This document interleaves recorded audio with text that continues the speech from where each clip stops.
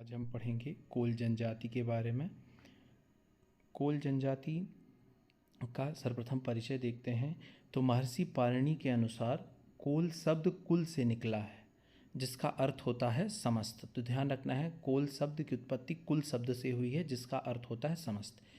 कोल जनजाति खरवार जनजाति समूह का प्रतिनिधित्व करती है। हर जनजाति किसी न किसी जनजाति समूह से आती है, तो कोल खरवार जनजाति समूह से आते हैं और ये राम भक्त सवरी से अपना संबंध मानते हैं।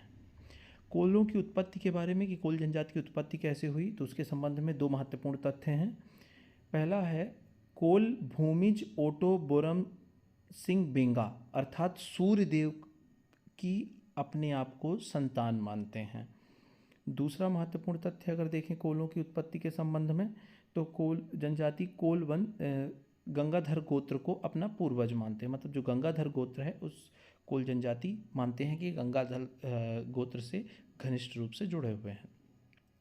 अगर बात करें मध्य प्रदेश में कोल जनजाति के विस्तार की, तो कोल जनजाति का मध्य प्रदेश में मूल स्थान रीवा जिला है। रीवा में फरेंदा और कुरली गांव मूलतः कोल जनजाति के उत्पत्ति वाले क्षेत्र हैं। इसके अलावा महत्वपूर्ण तथ्य यह है कि मध्य रीवा जिले के त्योंथर तहसील में कोल गढ़ी है। माना जाता है कि अंतिम कोल राजा नागल कोल हैं। अभी हाल ही में मध्य प्रदेश सरकार ने इस कोल गढ़ी के उत्थान के लिए धनराशि आवंटित की है काफ़ी। तो एक तथ्य ये महत्वपूर्ण हो जाता है कि कौन सी जनजाति रीवा को अपनी रियासत मानती है, तो कोल जनजाति रीवा को अपनी रियासत मानती है। इसके अलावा कोल जनजाति सतना, सिंगरौली और शहडोल क्षेत्र में विस्तृत हैं। कोल जनजाति की उपजातियों को देखें अगर, तो रोहिया, रौतेल, भवतिया और रेवरिया कोलों की महत्वपूर्ण उपजातियां हैं। अन्य उपजातियां भी पाई जाती हैं। कोल जनजाति में अगर वैवाहिक तरीकों को देखें तो मंगनी विवाह, राजी बाजी, विधवा विवाह का भी प्रचलन है, वधू मूल्य का भी प्रचलन है। ओवरऑल ये आपको याद रखना है कि हिंदू विधि विधानों के अनुसार कोल जनजाति में विवाह संपन्न होते हैं। अन्य जनजातियों की अपेक्षा कोल जनजाति में पर्दा प्रथा का लगभग शून्य है, मतलब प्रचलन ना के बराबर है। कोल जनजाति के अगर देवताओं को देखें तो ठाकुर देव, शारदा माता, भैरम बाबा पर इनकी आस्था है। साथ ही ये जादू टोना और भूत प्रेत पर भी यकीन करते हैं। कि दो जो सबसे महत्वपूर्ण देवी देवता हैं उसमें शारदा माता महत्वपूर्ण है और भैरम बाबा। कोल जनजाति से जुड़े हुए कुछ महत्वपूर्ण तथ्य और देखते हैं। कोल जनजाति की जो पंचायत होती है उसे गोहिया कहा जाता है। आपको ध्यान रखना है, गोहिया।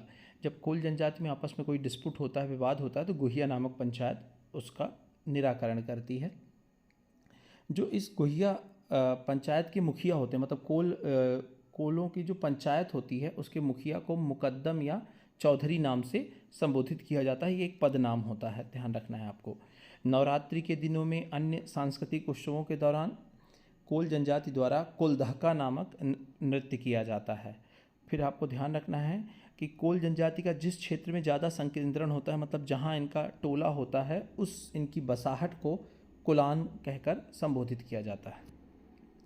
मध्य प्रदेश और छत्तीसगढ़ की सीमा पर ध्यान रखना है, मध्य प्रदेश और छत्तीसगढ़ की सीमा पर कोरबा नामक कोलों की एक उपजाति पाई जाती है, जिनकी पंचायत को मयारी कहते हैं। वैसे तो कोलों की पंचायत को गोहिया कहा जाता है, पर जो मध्य प्रदेश और छत्तीसगढ़ की सीमा पर कोल जनजाति पाई जाती है उसकी पंचायत को हम मयारी नाम से बुलाते हैं। तो आपको ये भी ध्यान रखना है, कोरबा किसकी उपजाति है, तो कोल जनजाति की, और इनकी पंचायत को विशेष रूप से मयारी कहा जाता है। अंतिम में वो तथ्य दोबारा रिपीट हो रहा है कि कोल गढ़ी कहाँ स्थित है, तो कोल गढ़ी रीवा में स्थित है और अंतिम कोल राजा संभवतः नागल कोल है। आने वाले दिनों में आपको इस संबंध में और महत्वपूर्ण तथ्य प्राप्त होंगे कोल गढ़ी से संबंधित।